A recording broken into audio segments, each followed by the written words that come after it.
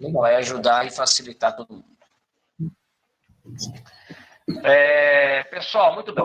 Nós, então, estamos aqui na etapa do quarto selo. Nós estudamos até a última semana o terceiro selo, que tem a figura de um cavalo preto, um cavalo de morte, né? E nós falamos ali sobre esse cavalo que trouxe desespero e morte para muitas pessoas. Só para dar uma relembrada, né? A gente falou esse cavalo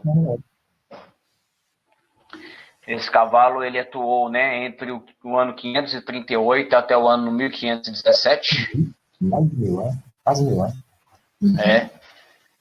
Então, eu até adiantei errado aqui, tá? Na verdade, nós paramos semana passada no terceiro selo, não é isso? O terceiro selo. Que é o cavalo preto. Foi do ano 300. Isso. Nós falamos do ano 313 até o ano 538. E esse cavalo, ele trazia uma balança nas mãos, que simbolizava ali o peso, né? O peso entre as coisas boas e as coisas ruins. Tem um texto na Bíblia que diz assim: pesado fostes na balança e achado em falta. Né? Então ele traz essa simbologia, ele traz a simbologia também aí da cevada, do trigo. Ele carregava isso justamente para mostrar que o trigo é a parte mais pura, né, do grão.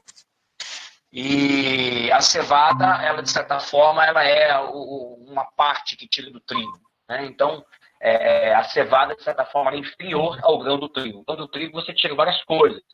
Né? Tira ali como é que fala? Esqueci agora. A parte mais pura que dá para se fazer a farinha de trigo. Né? Tira o próprio grão, né? Tira também ali a semente e tem a cevada. A cevada é uma parte dela. Então, é mais ou menos para ilustrar que onde havia pureza, antigamente, tirou-se o que era puro e acabou ficando algo que era, de certa forma, contaminado. Mas a gente chegou num ponto que falamos sobre uma das piores atrocidades que o Império Romano cometeu, que foi mexer na lei de Deus. Né? A gente tem uma passada rápida sobre este assunto, que é a mudança do sábado para domingo. Conforme eu disse, na próxima semana nós vamos então estudar um assunto específico sobre isso, tá bom? O tema vai ser o Dia do Senhor. E aí nós vamos poder aprofundar mais no estudo sobre o sábado. É um assunto já conhecido entre nós, você sabe que os adventistas guardam o sábado, mas é muito possível que você tenha informações ou dúvidas sobre esse assunto, e essa vai ser a oportunidade de você até colocar ali no grupo, se for o caso, alguma pergunta, se for o caso, você já separar e marcar aí na sua Bíblia, no caderninho, porque a gente, quando for falar desse assunto, tenho certeza que vai levantar algum questionamento que você já tenha ouvido diferente. Então, vai ser uma oportunidade importantíssima da gente falar sobre isso. Deixa eu perguntar para vocês, a tela de vocês aí está piscando? Tem hora? Tá não. Tá não? Tá. Então é meu telefone que tá meio doido aqui.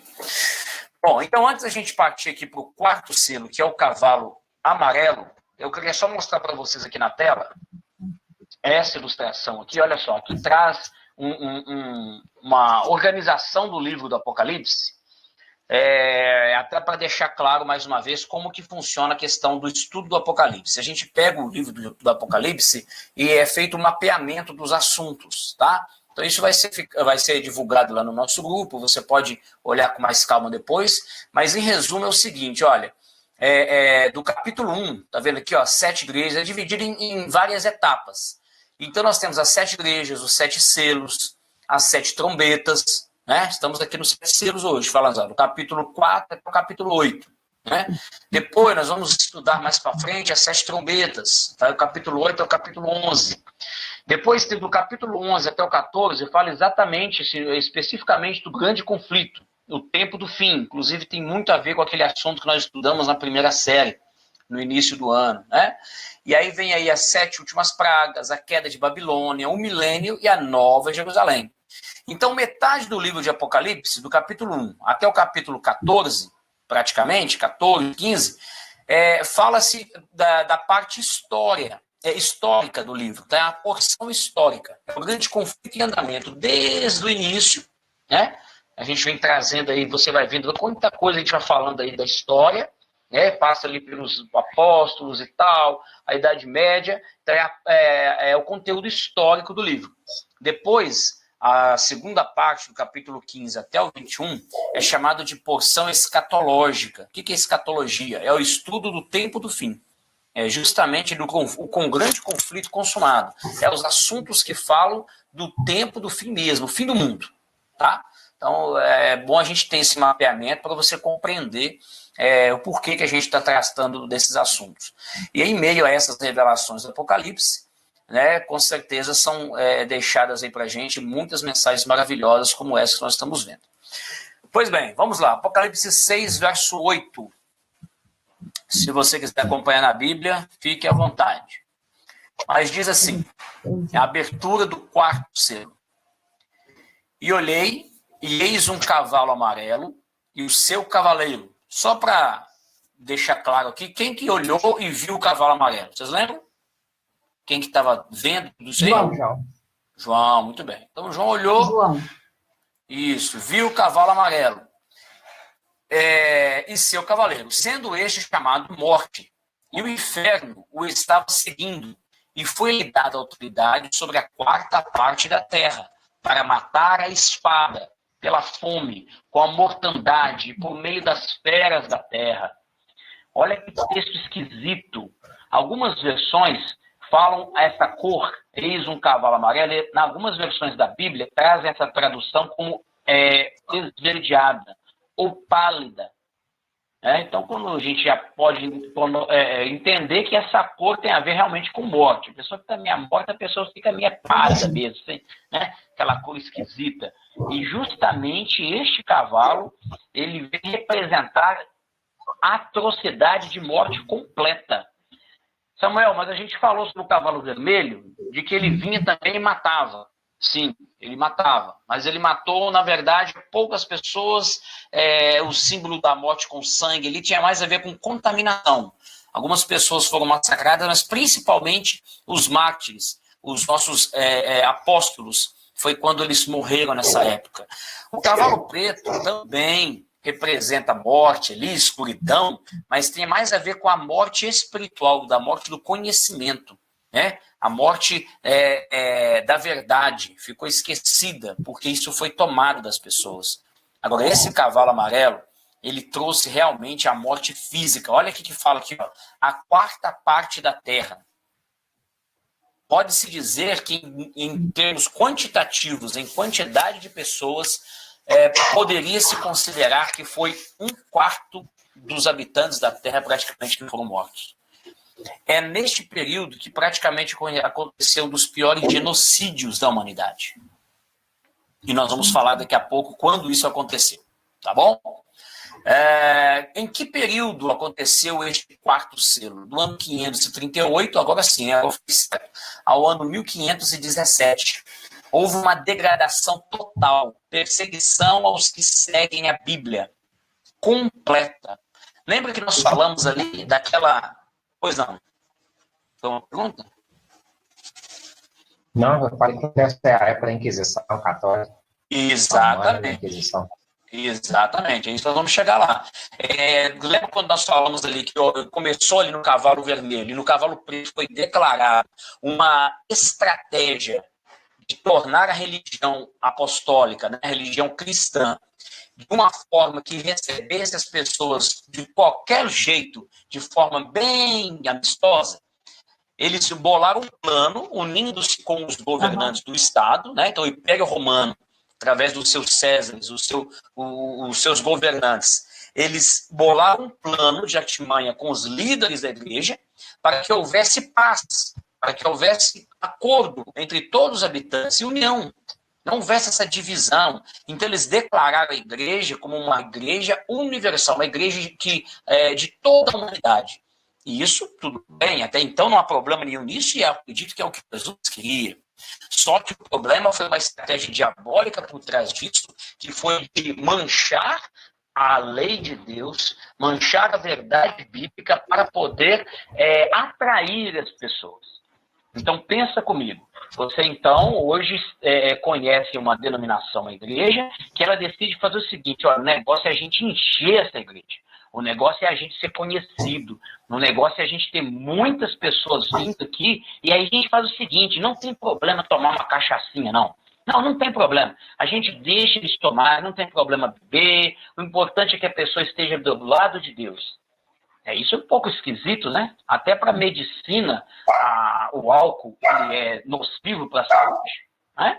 Então, como que uma igreja, né, ou uma denominação, uma organização que quer ensinar o que é bom para as pessoas, vai ensinar que algo que é ruim para a saúde não tem problema se fazer? Não faz sentido. Então, é mais ou menos isso que começou a acontecer com a igreja e de forma bem sutil e escondida. Então, olha só.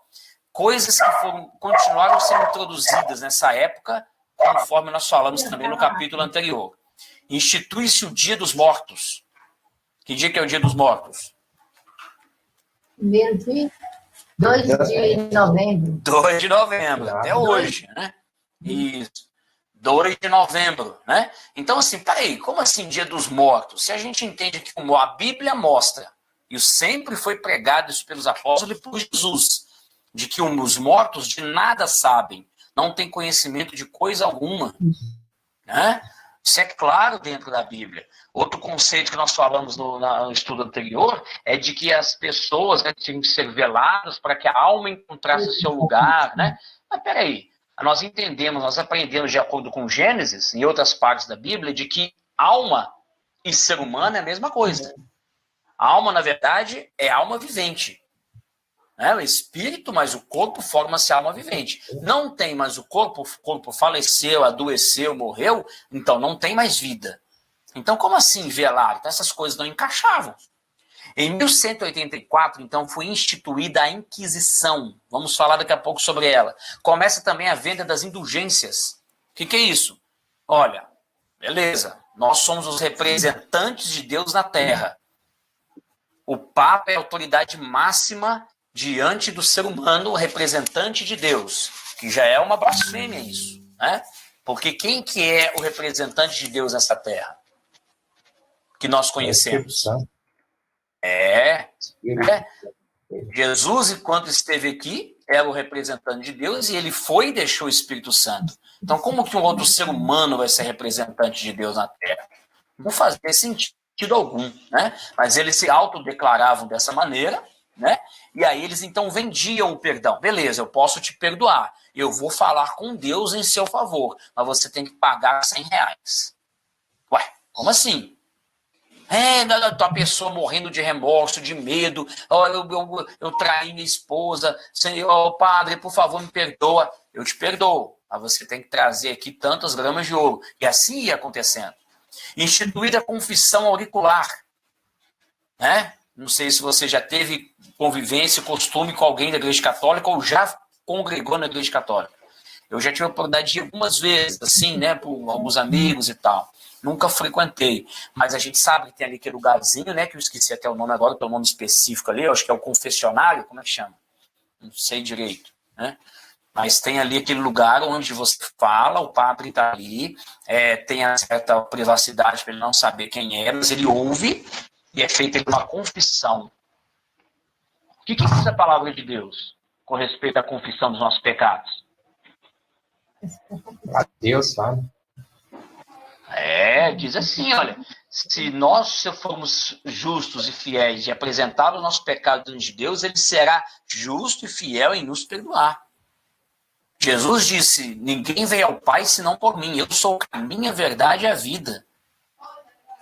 Em nenhum lugar da Bíblia você vai ver sendo ensinado que nós temos que confessar nossos pecados para o ser humano.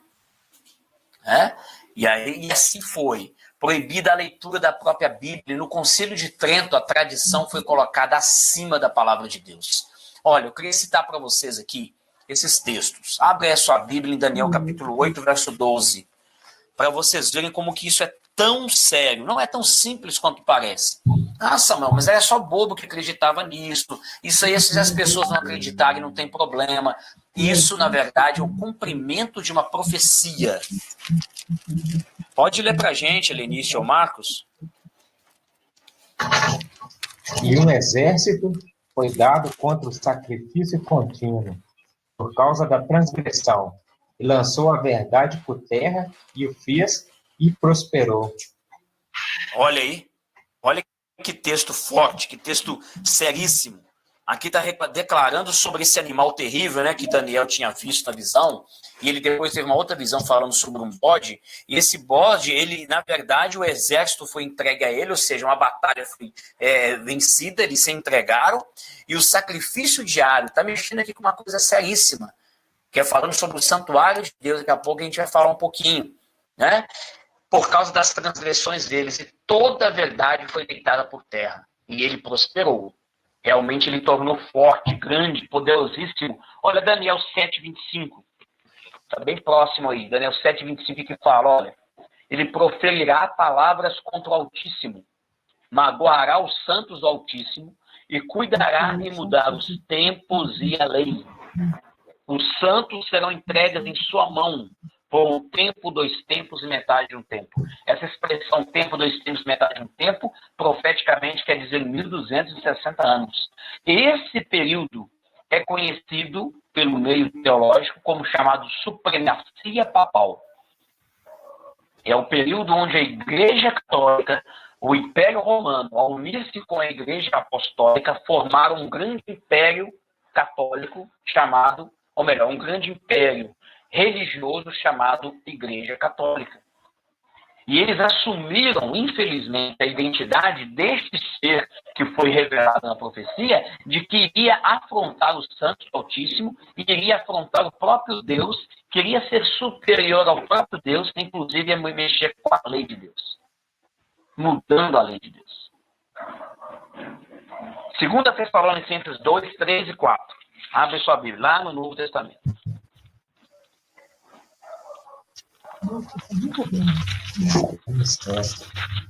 2 Tessalonicenses 2, 3 e 4. Pode ler.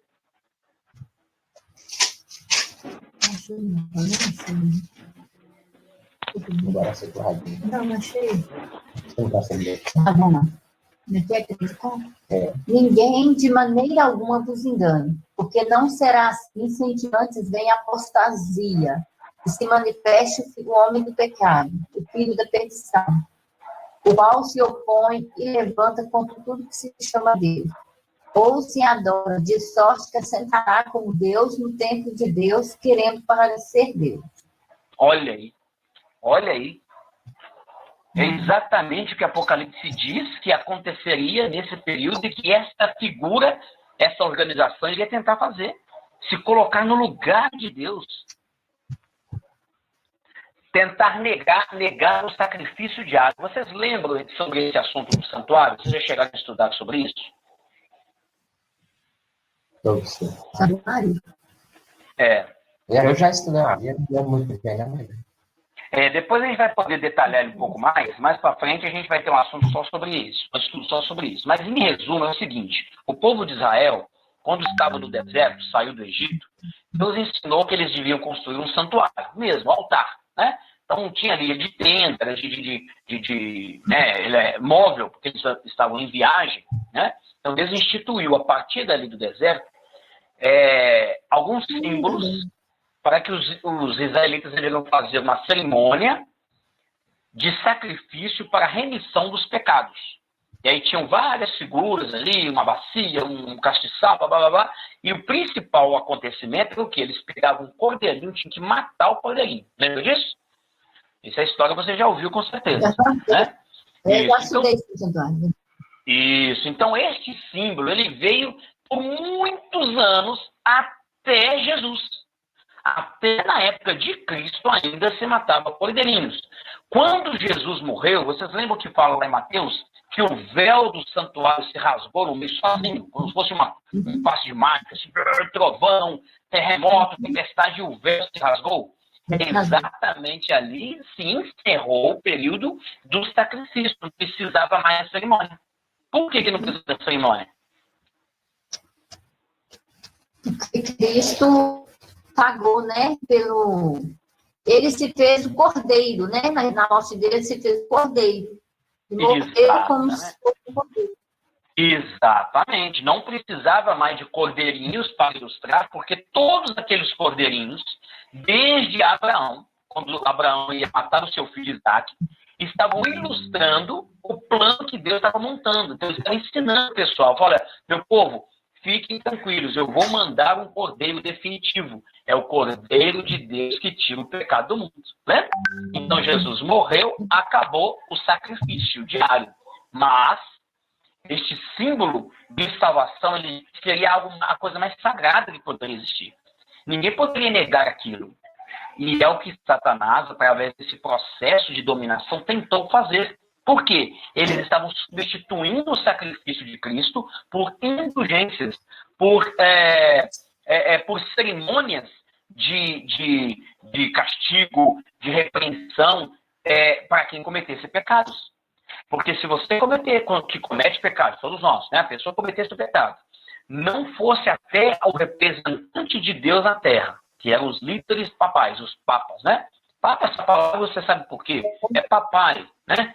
Vem do latim, realmente, papa, meu papai, né? Isso é natural. Eles chamavam o padre, o Santíssimo Padre, de pai, né? Como uma ilustração realmente soberana.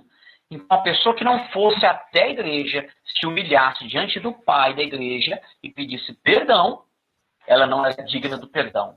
Isso é manchar o sacrifício de Jesus. Não é? Porque Jesus disse, eu sou a salvação. Em nenhum momento havia uma outra alternativa. Basta você crer em Jesus como seu único salvador e será salvo. O que diz João 3,16, né? Porque Deus amou o mundo de tal maneira que deu seu Filho unigênito. O quê? Para que todo aquele que nele crê não pereça? Tem a vida eterna. A vida eterna. Pronto. Ok. Mas, infelizmente, olha aqui algumas frases que declaravam, isso aqui estão alguns livros, tá? Você tem a biografia aqui embaixo, ó. Tô grifando para você ver. A bibliografia da onde que foi escrito. Olha que frase perigosa. O Papa é de tão grande autoridade e poder que ele pode modificar, explicar, interpretar mesmo leis divinas. O Papa pode modificar uma lei divina, visto o seu poder não provir de homens, mas de Deus. E ele age como representante de Deus na Terra. Olha aí. Representante de Deus na Terra. Nunca. Terrível. Olha a outra. O Papa tem poder para mudar os tempos, abrogar as leis e dispensar todas as coisas. Olha que frase mais blasfêmica, olha só. O próprio Jesus falou, Jesus disse, quando os discípulos o questionaram, eu não vim abrogar a lei. Abrogar é mudar, tá? Abrogar é mudar, cancelar. Jesus falou, eu não vim mudar a lei. E aqui nessa frase está falando que o Papa tem poder de mudar a lei. Esquisito, né? Terrível, terrível. Olha a outra. O Papa está livre de todas as leis. Ele pode dispensar a lei e fazer do errado direito, por meio de correções e mudanças das leis.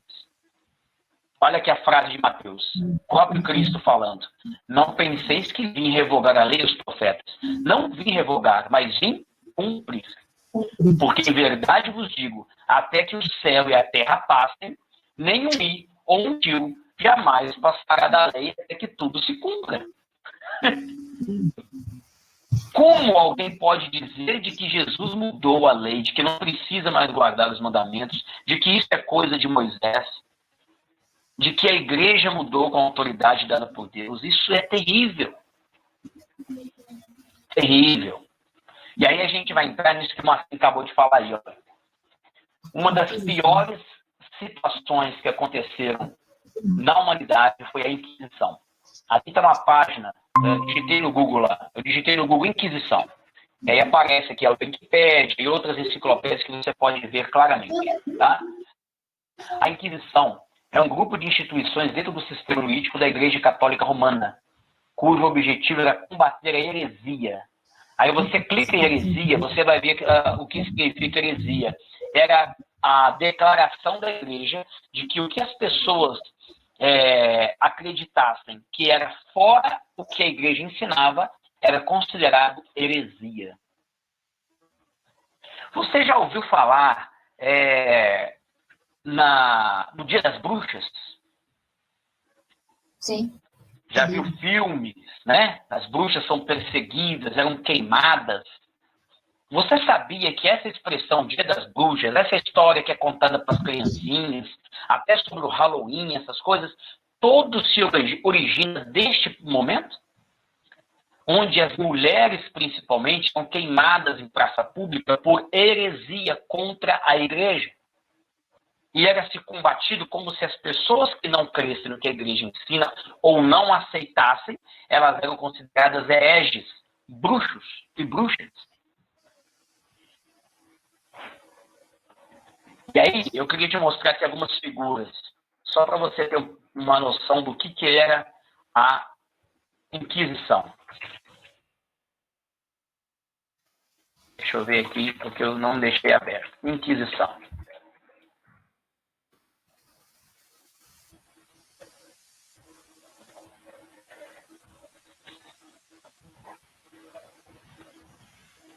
Só um minutinho, tá? Agora vai dar certo aqui.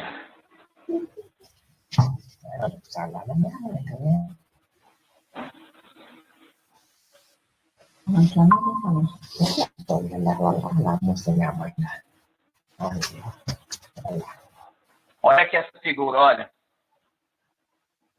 Essa complia aqui. Tá dando para vocês verem à direita? Tá, fazendo a ver. Pensa uma pessoa presa nessa roda e sendo esticada com um calor abaixo do vapor. A pessoa estava assada, igual um frango. Olha a outra atrocidade que era cometida pela igreja, as pessoas que seguiam a verdade, os considerados hereges. Pessoas eram queimadas em praça pública, eram, olha, feitas espeto, olha que coisa absurda. Essa outra aqui, ó. Então pensem vocês, como que isso pode ser de Deus? Como é possível que isso seja de Deus? Não é possível, né? Isso Deus não permitiria jamais. E é justamente por isso que esse cavalo tem essa figura terrível de morte. A Denise está entrando conosco aí, olha. Muito bom. Se ela já aparece aqui.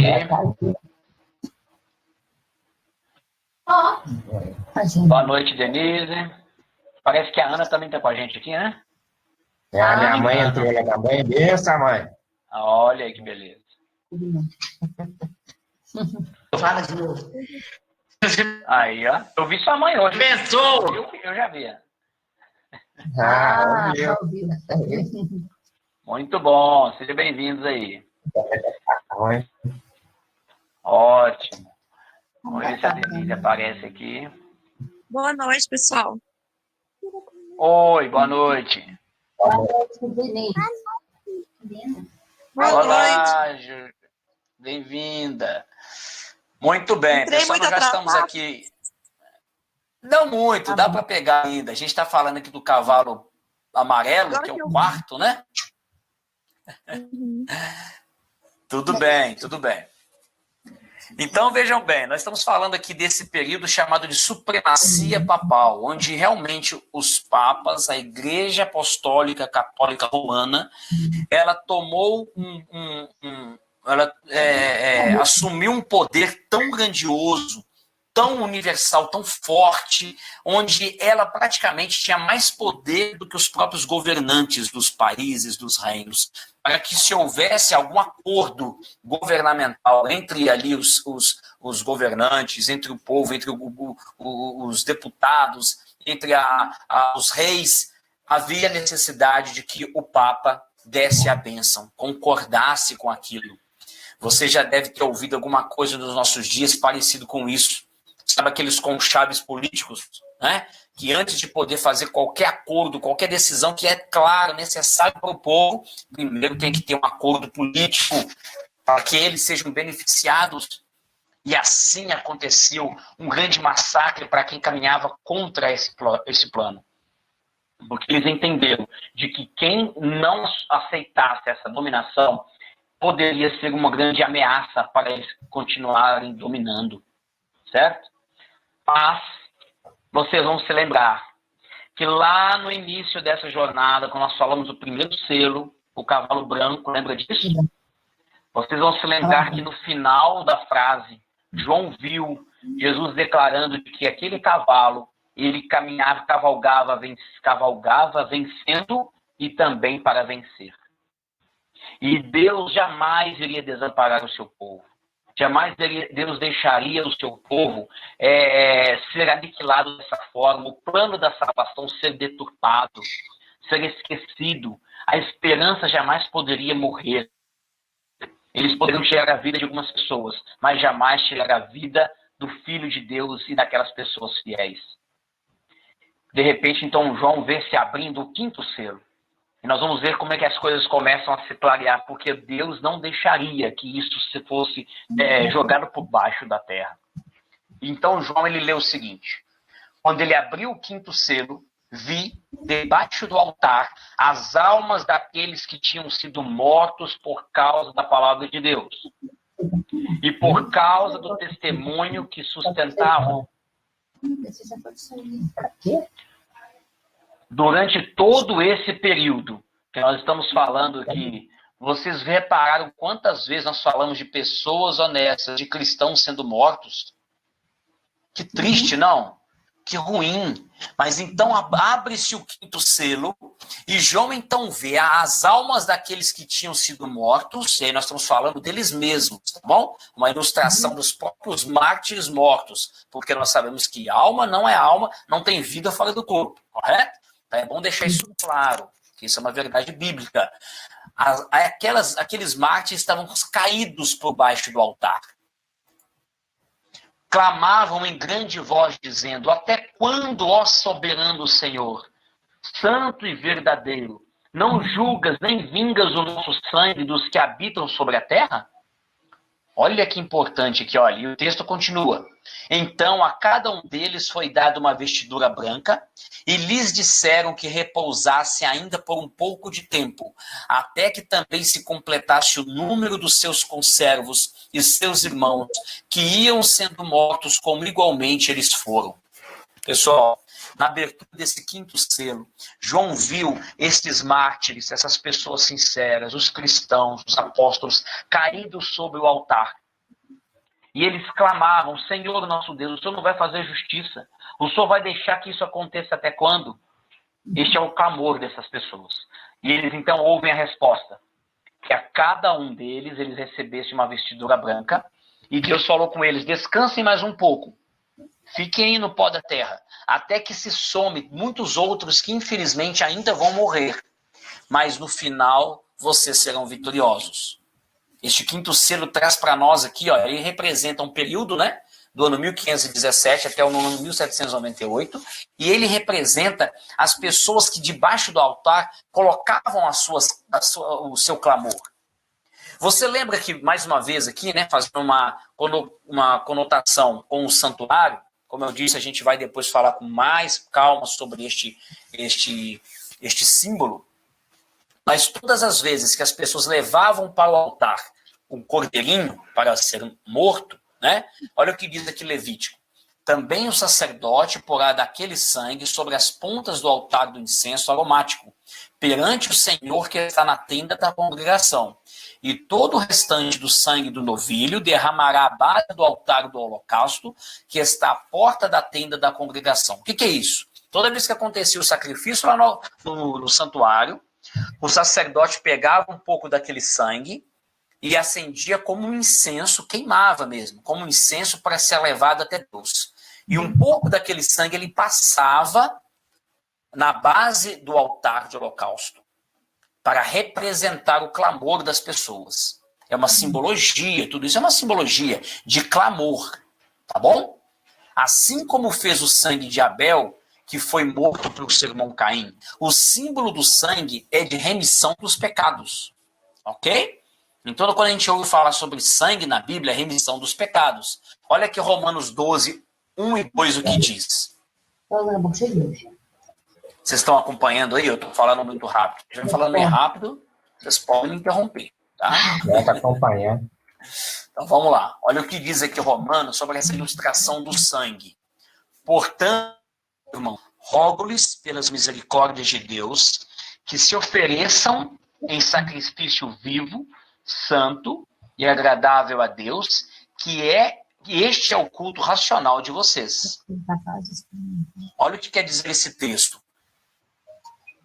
Paulo não está falando para a gente se matar. Não, de jeito nenhum. Paulo não está falando para a gente se mutilar, se machucar. Como em alguns ensinamentos da Igreja Católica ensinavam. Né? Não. Está falando para nós nos apresentarmos como sacrifício vivo, porque o nosso corpo é o templo do Espírito Santo, e este deve ser o nosso culto racional. O sangue representa salvação. Ok? Não há remissão dos pecados sem derramamento de sangue. Correto? Não há remissão dos pecados sem derramamento de sangue? Sem derramamento de sangue. Ah, tá. Correto? E nós sabemos qual sangue foi derramado. Qual foi derramado por mim e por você? O de Jesus. Correto? Isso. Ok. Então, essa é uma ilustração que traz este quinto selo para explicar essa questão do sangue no altar e dessas almas clamando. São os grandes mártires clamando vitória. E aí, então, de repente, ele vê a abertura do sexto selo. Este sexto selo, ele traz uma declaração um pouco tenebrosa. Naquela época, quem leu essa carta dada por João, provavelmente ficou sem entender o que estava acontecendo. Mas eu vou te mostrar um texto aqui que Jesus ele explica isso. Olha só. Vi quando o cordeiro abriu o sexto selo e sobreveio grande terremoto. O sol se tornou negro como saco de crina, a lua toda como sangue, as estrelas do céu caíram pela terra como a figueira, quando abalada por vento forte, deixa cair os seus figos verdes. Imagina você lendo isso, você vai pensar o quê? Meu Deus, como assim? Isso são as pragas já do fim do mundo? Talvez você já tenha lido esse texto, muitas pessoas já tenham talvez pregado nisso, ensinando de que essas são as partes das pragas do fim do mundo. O sol vai escurecer, vai cair chuva de estrelas. Você já ouviu falar sobre isso?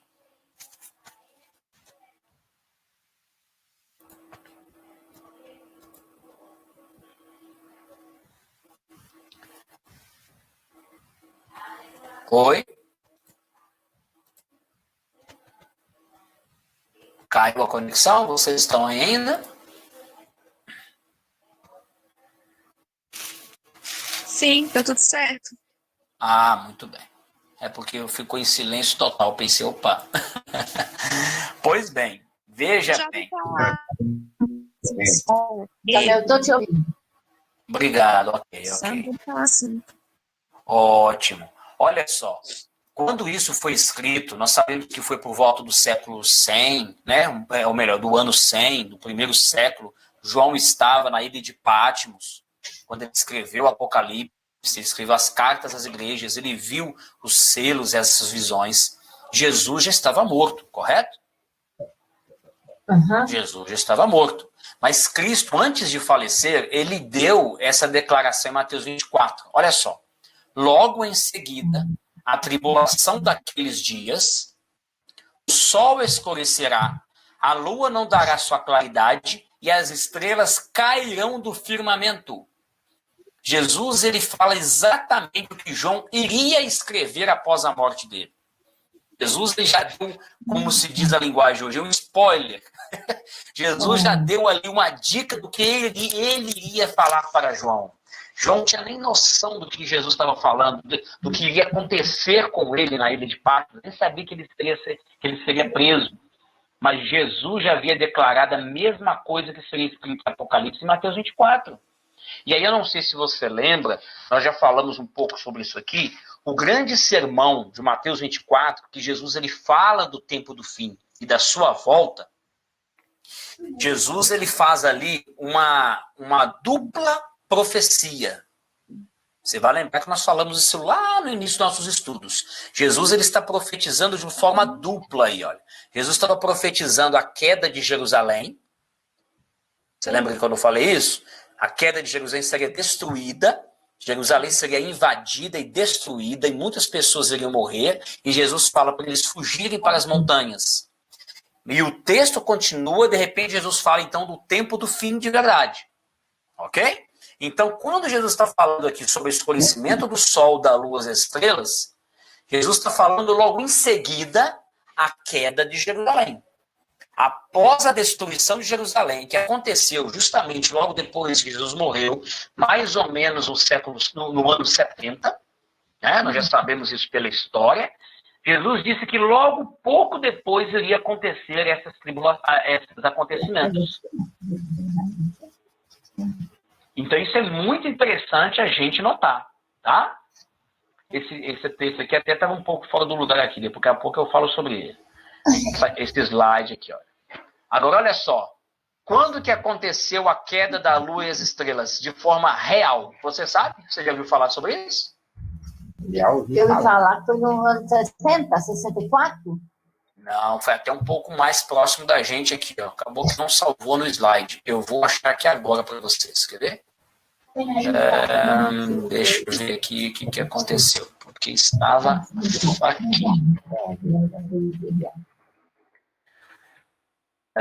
Só um minutinho. Vou mostrar para vocês aqui, ó.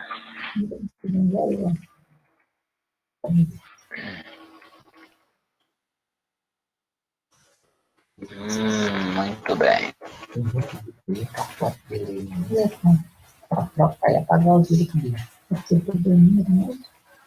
Aqui, olha. Vai abrir aqui a tela agora para vocês verem. Eu pesquisei mais uma vez no Google, tá? Então nós estamos falando ali de o escurecimento do sol, a queda das estrelas, e outro grande acontecimento do firmamento foi terremoto, tá? Então você busca ali, ó, eu pesquisei assim, ó, o primeiro grande terremoto da história. Aí caiu aqui na Wikipedia mais uma vez, aí aparece aqui uma lista, ó, até o século XIX, e a listagem dos grandes terremotos da história. Então você vem aqui, ó, em 1556 teve um terremoto na China, magnitude 8. Vocês sabem que a escala que mede os terremotos é chamada de escala Richter, né? Ela vai do 1 até o 10, se eu não me engano, tá? Então, o 12, acho que é o 12. Em 1556 aconteceu um terremoto de nível 8, tá? Que morreram 830 mil pessoas. É muita coisa, mas foi nível 8, tá? Em 1668 aconteceu um terremoto nível 8 também, morreram só 8 mil pessoas. Em 1700, na Carolina do Norte, foi um terremoto de escala 9, mas não houveram mortos. Foi muito rápido. Não houve mortos. Mas olha aqui, olha. Em 1755, foi o primeiro maior terremoto com vítimas. 8,6 graus na escala Richter. 70 mil mortos. O grande terremoto de Lisboa, em 1755. Justamente a data que cumpre a profecia. A data em que o sexto selo se enquadra, que é justamente do ano 1517 ao ano 1755. Você tem em 1780 o Sol se escurecendo como uma lua, ou melhor, o Sol se escureceu completamente, é um eclipse. Nossa, meu, isso aqui todo dia aconteceu, eu já vi eclipse. Eu também já vi eclipse total do Sol. Foi uma vez só na minha vida. Que acontece, se eu não me engano, a cada 10 anos, uma situação como essa. Mas ali aconteceu algo extraordinário. E se você pesquisar também na história, você vai ver. E sabe por quê? Porque não foi um simples eclipse, como acontece hoje. Acontece eclipse também. Mas não. As galinhas foram para os seus puleiros. As pessoas ficaram atormentadas porque a escuridão foi negra, igual à noite. O eclipse hoje você vê que está meio de dia ainda. Escurece, mas fica claridade em volta. Também nesse ano, a lua se tornou vermelha como sangue, ao ponto de que houvesse trevas totais. Em 1833, queda das estrelas. Ah, Samuel, isso aí é uma chuva de meteoros. Sim, Sim, nós não estamos falando que um episódio sobrenatural, que começou a chover estrela e matar todo mundo. Não, não. É uma chuva de meteoros. Fique tranquilo, a ciência vai falar isso para você. É mesmo. Só que, entenda, Jesus disse isso há 2000 anos atrás. Jesus profetizou que isso aconteceria. João, ele viu isso acontecendo. E quando isso acontecesse, que foi a abertura do 6º selo, quando isso acontecesse, nós poderíamos acreditar de que as predições estavam sendo cumpridas e de que Jesus estava no controle mais uma vez da história.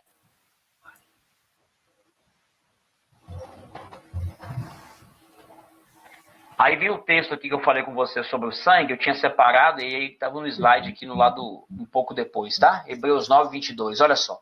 De fato, segundo a lei, quase todas as coisas são purificadas com sangue. E sem derramamento de sangue não há perdão. Tá? Olha o verso 28. Assim também Cristo foi oferecido em sacrifício de uma única vez, para tirar os pecados de muitos. E aparecerá a segunda vez, não para tirar o pecado, mas para trazer a salvação aos que o aguardam.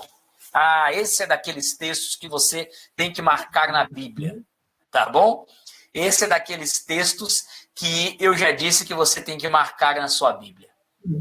E aí eu queria te fazer aqui agora uma reflexão, para a gente não delongar muito, tá? Queria que você pensasse o que eu vou te falar aqui agora. Pense comigo. Se todos esses mártires, todas essas pessoas que durante esses anos todos foram perseguidos, foram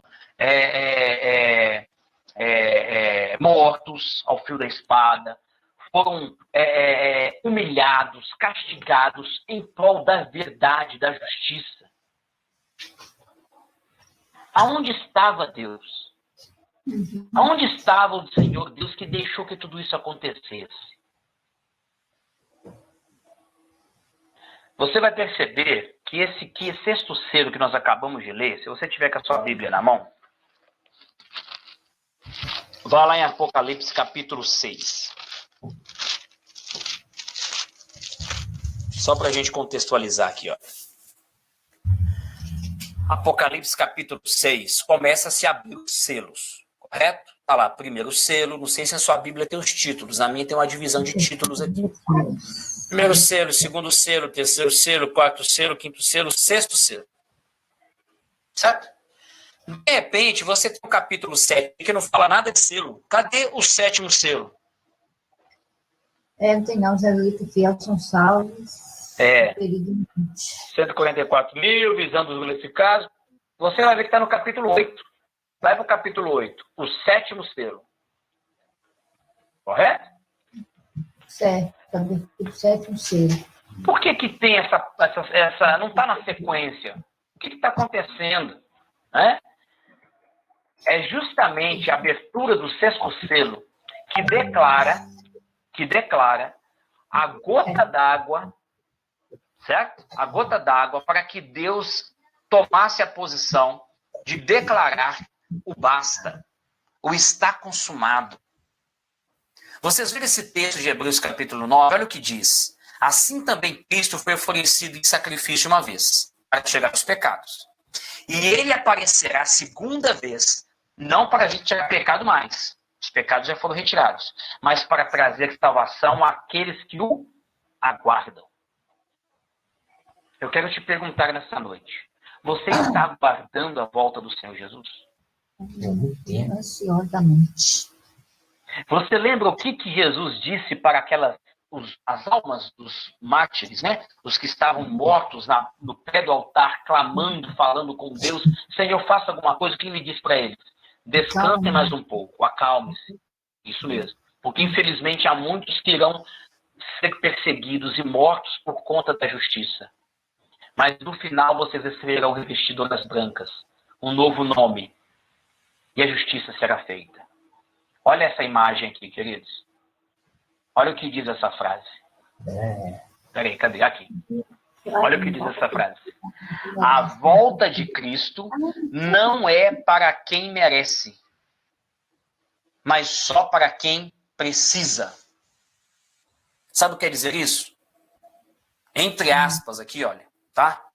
Porque você já estudou isso, então eu posso falar. Nós sabemos que Jesus voltará para todos os seres humanos, ok? Até os que estiverem mortos. Todo olho verá. Mas Jesus, olha só, entre aspas aqui, Jesus não vai voltar para todo mundo, não. Sabe por quê? Porque ele não vai voltar para quem não está nem aí. Ele não vai voltar para quem acha que não precisa. Ele não vai voltar para quem não está o aguardando.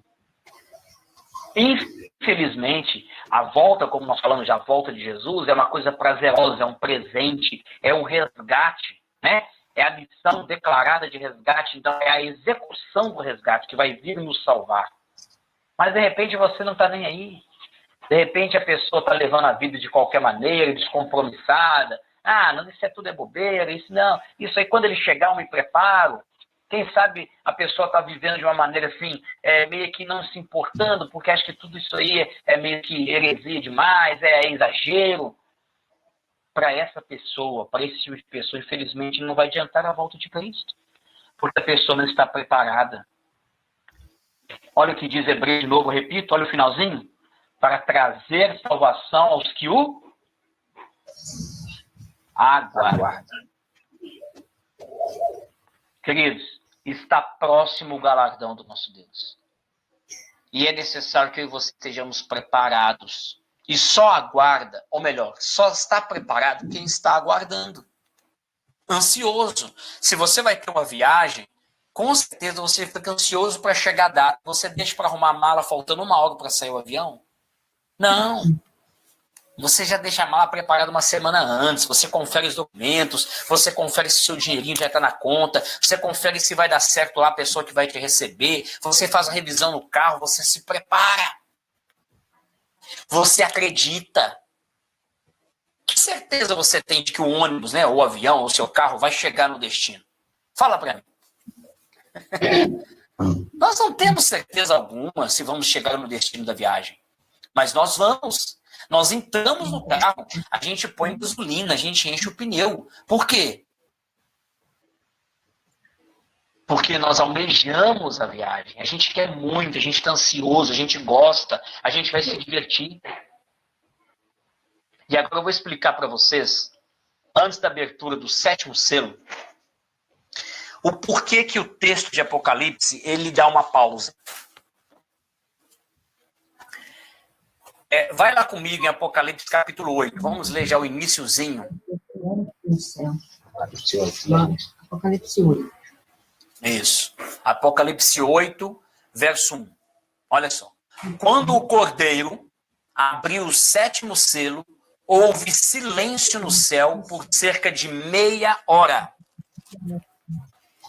Aí eu vou explicar para você a primeira coisa.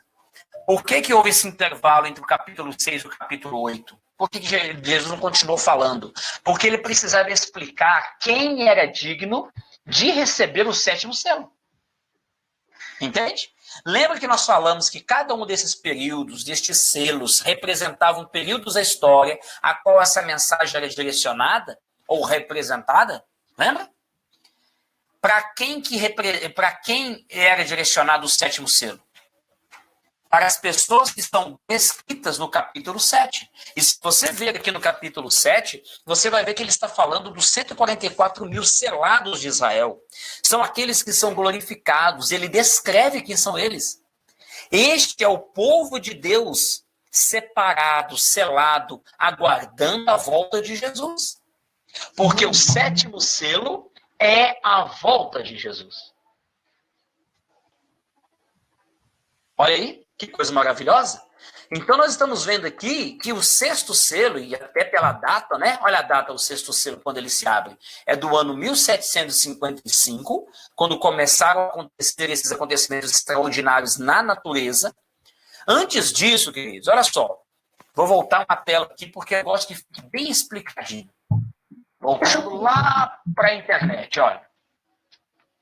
Antes desse período, que é do século XVI, século XVII, pela própria internet, né, o Google que explica tudo aqui, não existiu nenhum grande fenômeno sobrenatural da natureza. Não existiu. Grandes terremotos, tsunamis, catástrofes, não. Os grandes desastres da natureza começaram a acontecer justamente a partir do século XVI. Você percebe como que a profecia é clara, comprovada pela história? Você percebe porque os adventistas do sétimo dia estudam a Bíblia baseado no processo histórico? Porque a Bíblia, ela é escrita historicamente. E a própria história tem que comprovar a Bíblia. Ok?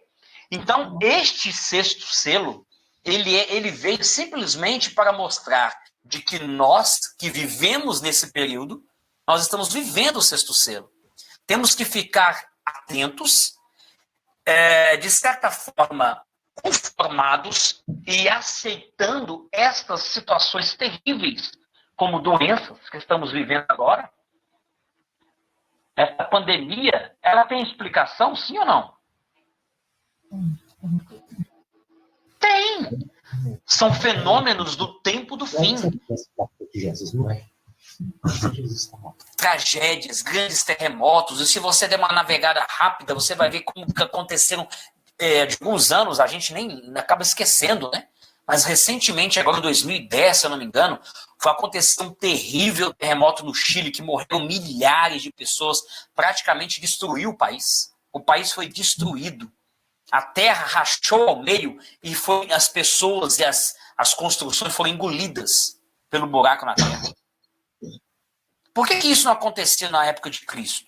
Por que você não vê nenhum fato histórico relatando terremotos na época dos apóstolos ou na época do povo de Israel? Porque isso é cumprimento de profecia, meus queridos. E aí, para a gente, então, avançar e encerrar, o sétimo selo é a volta de Jesus. Sabe por que a gente sabe que é a volta de Jesus? Por causa dessa frase que está escrita aqui em Apocalipse 8:1, olha, houve silêncio no céu. Olha, como assim, Samuel, houve silêncio no céu? Eu vou te falar por quê. Mateus capítulo 25:31. Quem pode ler para a gente? Lê para a gente, Denise. O pessoal leu no início aí, se você tiver com a Bíblia na mão. Você não pode ler na tela também, não tem problema, não. Quando vier o Filho do Homem na sua majestade, e todos os anjos com ele, então se assentará no trono da sua glória. Opa! Fala para mim aqui. O que está dizendo esse texto? Que quando Jesus voltar das nuvens dos céus, quem vai vir com ele? Os anjos. Todos os anjos. Todos os anjos. E aí você então pode compreender o porquê que havia silêncio no céu. Percebe? Porque todos vieram. Jesus, os anjos, os serafins, os querubins, estavam todos participando do processo de salvação do ser humano. Você lembra quando Apocalipse fala assim, olha, os anjos irão até a sepultura, dar as mãos e resgatar os remidos? Jesus não vai pisar aqui nesse mundo mais. Não vai pisar nesse mundo de pecado. Mas os anjos irão nos tomar pela mão, os que estiverem mortos, irão trazer os que estiverem vivos. Então eles vão trabalhar, vai ter muito anjo trabalhando. Afinal de contas, são quase 7 bilhões de seres humanos no planeta Terra. Né? Claro que, infelizmente, nem todos irão ser salvos, mas os anjos estarão trabalhando muito. Outros fazem parte da orquestra, estão tocando as trombetas. Outros estão abrindo o céu, segurando ali os ventos do céu. Outros estão ali amparando Jesus, dando a ele glória. O céu estará em silêncio. E haverá, então, a volta do Senhor Jesus. Isso é maravilhoso. Porque o sétimo selo é a comprovação justamente de que Jesus está voltando. Há uma verdade muito bonita também aqui, se você quiser entender um pouco melhor, a gente explica depois, mas aqui fala sobre cerca de meia hora, tá bom? Meia hora na ilustração bíblica profética, lembrando que cada dia representa um ano, tá? Meia hora equivale a uma semana, tá aí na tela, tá? É só fazer as continhas. Se um dia é um ano, né? Então 24 horas, que tem um dia, tem 24 horas. Representam 12 meses. Se a gente divide no meio, 12 horas representam 6 meses. Se a gente divide depois mais ainda, 6 horas, né, representam 3 meses. 2 horas, 1 mês. 1 hora, biblicamente, profeticamente falando, é 2 semanas. E 30 minutos que fala lá, né, meia hora é quanto? 30 minutos. É uma semana. Olha que interessante. A volta de Jesus, olha só, o fenômeno extraordinário, o acontecimento da volta de Jesus vai durar uma semana. Incrível isso, não? Incrível isso. Então não vai ser assim, ó, aconteceu, Jesus voltou, ninguém viu nada, como alguns ensinam. Jesus voltou, eu não vi. Pra onde que foi? Não vi, já voltou. Não.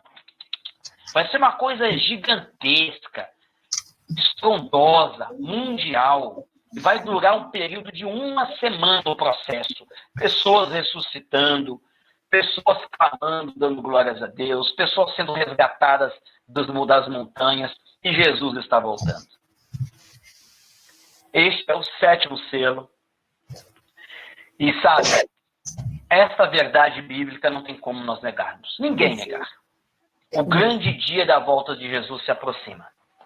Por mais que hajam pessoas, ou organizações, ou movimentos que tentem negar o que a Bíblia ensina, tentem mudar a palavra de Deus, jamais poderão negar a verdade da volta de Cristo.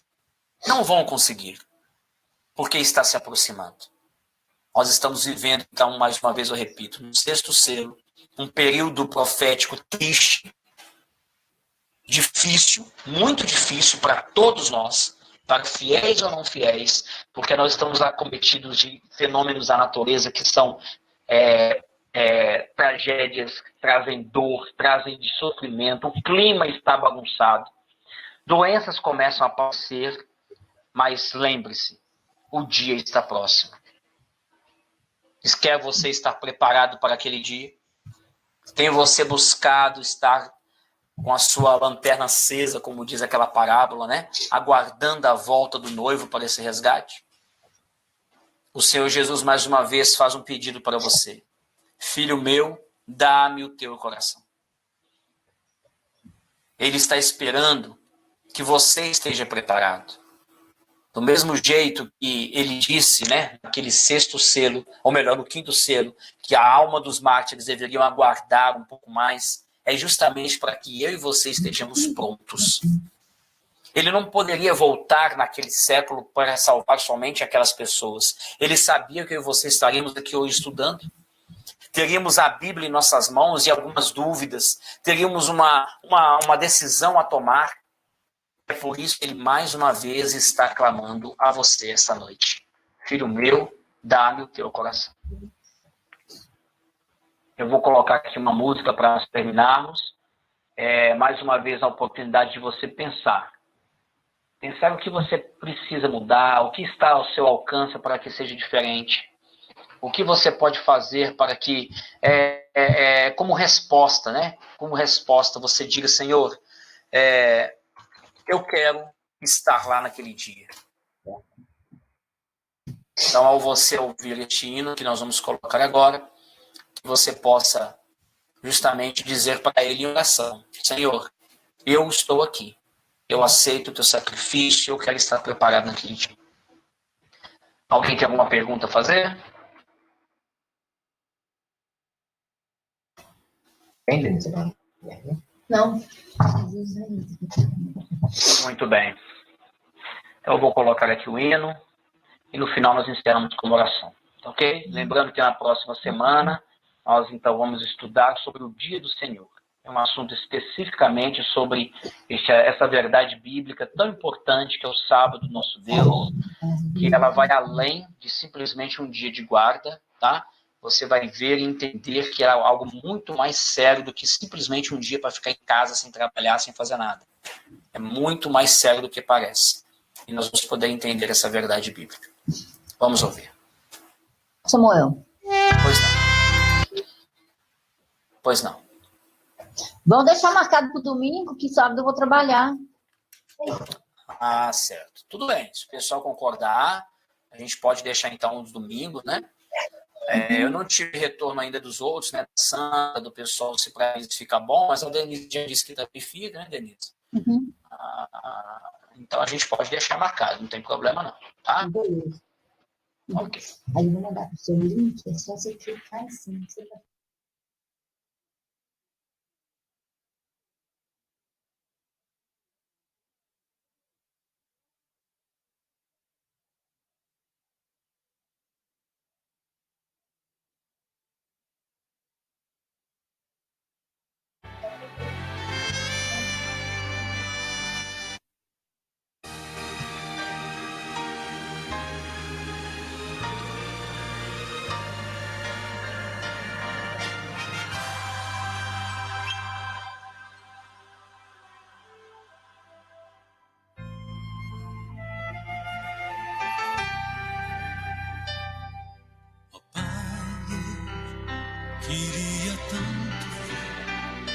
meu Senhor desceu, vindo me encontrar.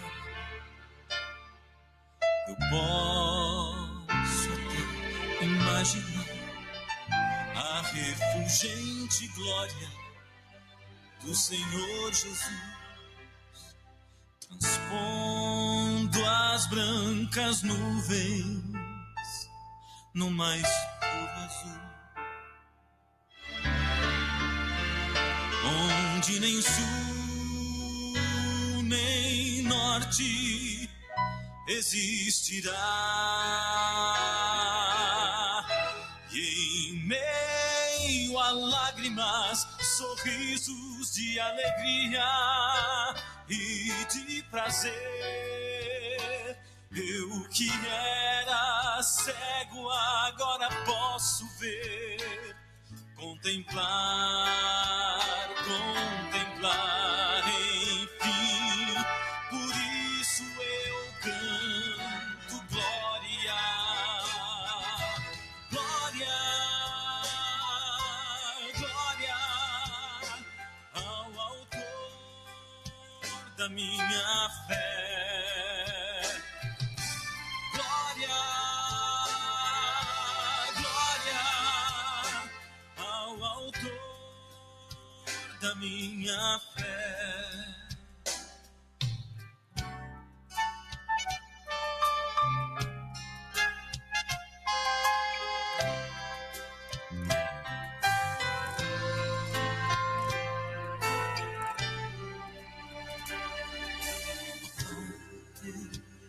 Queria tanto ver o som que vai abrir o encontro, ver amigos que um dia em Cristo foram feitos meus irmãos, e agora sim podemos dar as mãos, pois temos todos somente um só Senhor. E eis o consolo que envolve a minha vida, o meu Senhor Jesus, que foi morto, sim, naquela cruz. Voltará, enfim. Por isso eu canto glória, glória, glória ao autor da minha fé. Glória, glória ao autor da minha fé.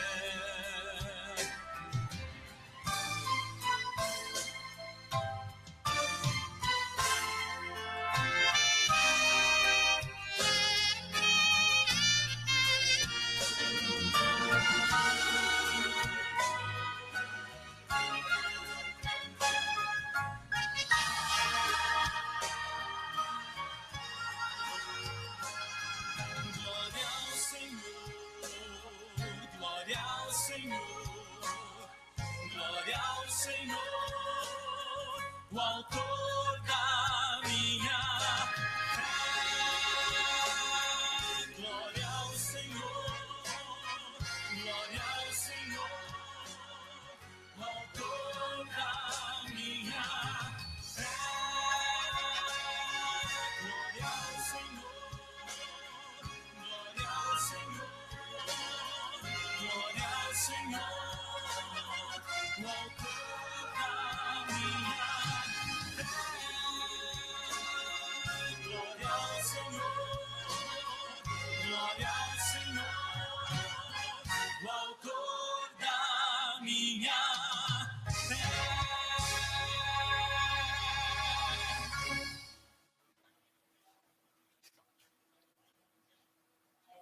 Amém?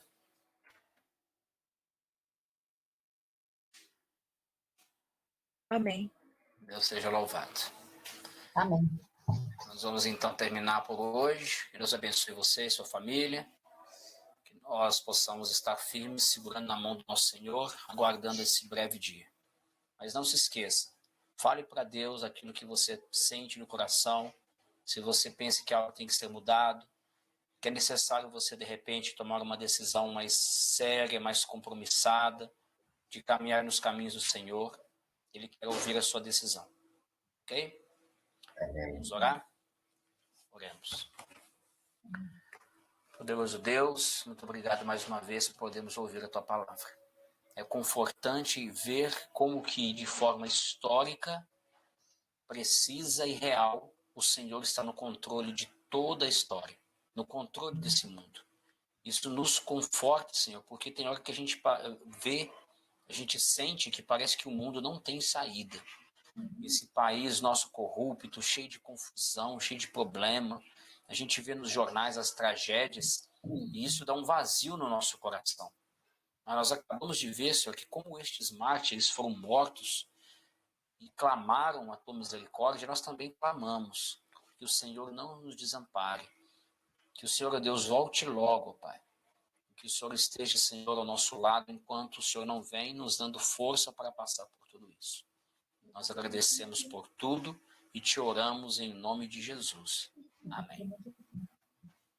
Amém. Pessoal, um forte abraço, uma boa semana a todos e até o próximo.